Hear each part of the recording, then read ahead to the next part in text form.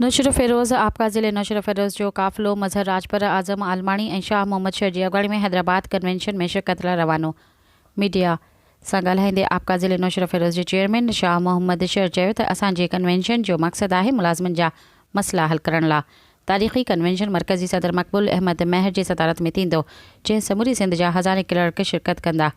Convention में मुलाज़िमनि जे मसइलनि जे हल लाइ तजवीज़ूं ॾींदा। मरकज़ी सदर सदनदुनि ॾिनल तजवीज़ुनि ते उन मसइले जे हल लाइ अमल जोड़ींदो ऐं इंशाअल्लाह मुलाज़िमनि जे मसइलनि जे हल लाइ मरकज़ी सदर जेको बि लाहे जोड़ींदो असां संदनि सां गॾु हूंदासीं। मुलाज़िमनि जा जाइज़ मसइला हल करण ताईं सुख जो साह न खणंदासीं।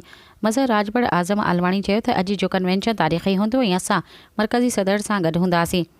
आपका सिंध जे सभिनी मुलाज़िमनि जा मसइला हल करण ताईं असां जदोजहद जारी रखंदासीं। जिते असांजे मुलाज़िमनि जो पघर वेंदो उते असां रत ॾेई बि संदनि जाइज़ मसइला हल कराईंदासीं।